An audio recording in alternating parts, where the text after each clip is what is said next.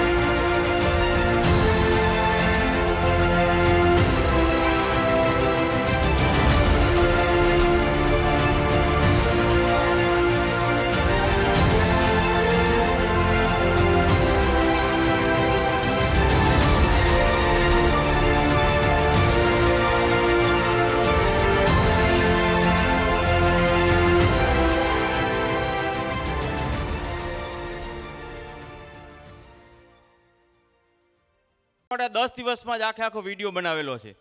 બરાબર? તો આની પાછળ ઘણા બધા કારોબારીના અમારા કાર્યકર્તાઓનો ખૂબ ખૂબ ભાગ ભજવેલો છે. બરાબર? હવે આપણે થોડીક એની બેઝિક ઇન્ફોર્મેશન લઈ લઈશું. પેલી પ્રેઝન્ટેશન સ્લાઇડ લઈ લો કે એક્ઝેક્ટલી ક્યાં આ બને છે અને એમાં શું શું ફેસિલિટીઝ છે. એકચ્યુઅલી આજે સવારમાં જ એનું આપણે છે ને ભૂમિપૂજન કરી દીધું છે. એટલે આપણું પ્રોસેસ ઓલરેડી ચાલુ થઈ જ ગઈ છે. 2 વાગે જેનું ભૂમિપૂજન આપણે કરેલું.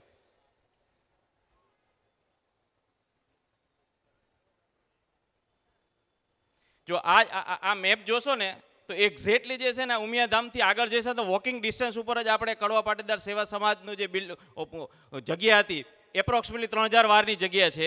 ત્યાં જ આપણું આ ભવન બનવા જઈ રહ્યું છે અને સ્ટેશનથી બિલકુલ નજીક છે અને સુરતની સેન્ટરમાં જ છે. અત્યારે ભવન આવું દેખાય છે. ખરેખર આ ભવન અહીંયા સુધી લાવવા માટે ઘણા બધા વડીલોનો ખૂબ મોટો ફાળો છે. તો એના માટે જોરદાર તાલી થઈ જાય બધા જ વડીલો માટે. અંદરથી આવું બેકગ્રાઉન્ડ અત્યારે દેખાય છે આપણને. અને આ ફેસિલિટીની વાત કરી, ટોટલ 5 માળનું બનશે. એમાં 2 બેઝમેન્ટ પાર્કિંગ છે, બેઝમેન્ટ 1 અને 2.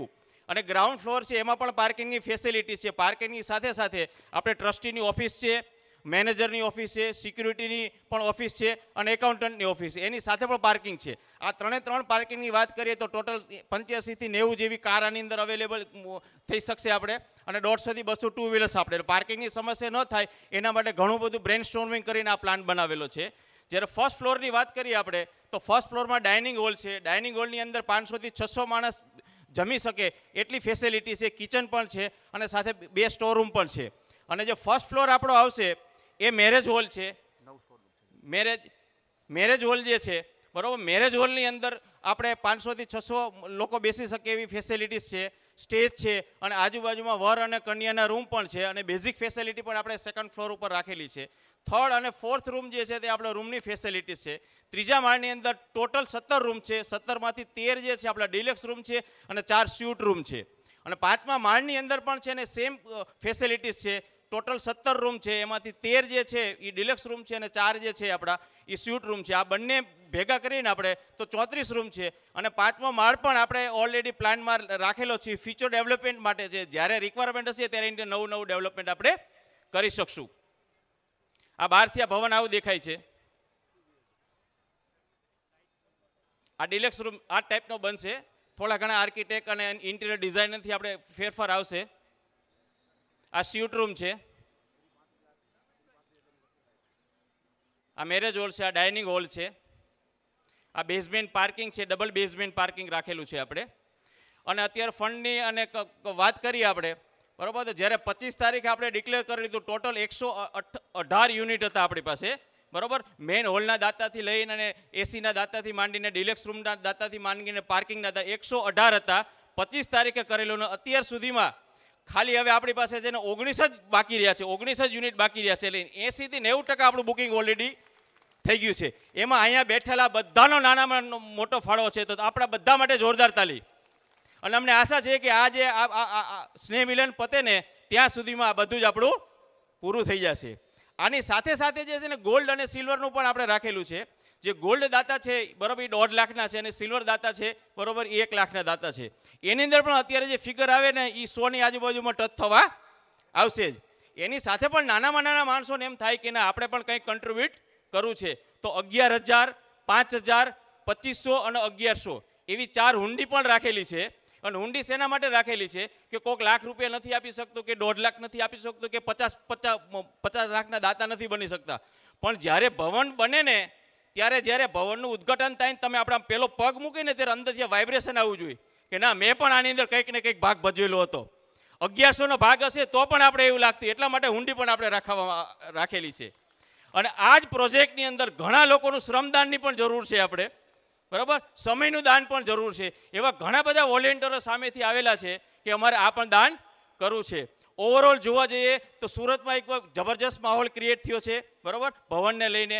અને આશા રાખીએ છીએ પરસોત્તમભાઈ કે આ મીટિંગ પછી 100% બુકિંગ આપણું થઈ જશે. અને ગોલ્ડ અને સિલ્વર તો જેટલા જોતો અમારા બધા કારોબારી અને ટ્રસ્ટીઓનું ડ્રીમ છે મિનિમમ 300 થી 400 કે 500 લોકો જે છે ને સિલ્વર અને ગોલ્ડની આની અંદર પાર્ટિસિપેટ થશે. અને અંદરથી જે ઈચ્છા છે કે ના હું પણ કંઈક કન્ટ્રીબ્યુટ કરું, તો અત્યારે પણ આપણી પાસે સમય છે.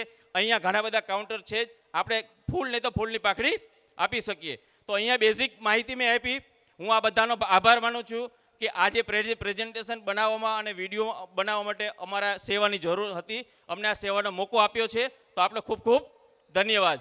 અને આ પ્રેઝન્ટેશન બનાવવાને વિડીયો બનાવવામાં અને તમને જે વોટ્સએપમાં ક્લિપ આવે છે ને દાતાની, બરાબર, એ ઇઝી નથી. ઓન ધ સ્પોટ અડધો કલાકમાં અમે આ બધું આપી છે. તો આ બધા પ્રોસેસમાં મારો એક ખાસ મિત્ર અને આપણા યંગ કાર્યકર્તા છે, એનો ઘણો સારો આની અંદર આપણો ફાળો આપેલો છે. તો હું સાગરને 2 મિનિટ આપીશ. સાગર પ્લીઝ સ્ટેજ ઉપર. હા, આ સાગર છે, ખૂબ જ મહેનત કરેલી છે આ વિડીયો અને પ્રેઝન્ટેશન અમારી સાથે, બરાબર. મૂળ ઈશ્વરિયા પોરબંદરના વતની છે, બરાબર, Sagar Ranariya. Thank you very much. અને આવું કામ કરતા રહેશું. અને આવા નવા 50 થી 100 કાર્યકર્તા અમારી પાસે ઓલરેડી આવી ગયા છે કે ગમે તે અડધી રાતે કામો કરવા માટે તૈયાર છીએ, બરાબર. હુંડી જે અહીંયા અવેલેબલ જ છે, બરાબર, એમ પણ વધારીશું. તો અહીંયા જે આ બેઝિક ઇન્ફોર્મેશનનો મને જે સમય આપેલો હતો એ અહીંયા પૂર્ણ થાય છે. તો બોલો મિયા માત કી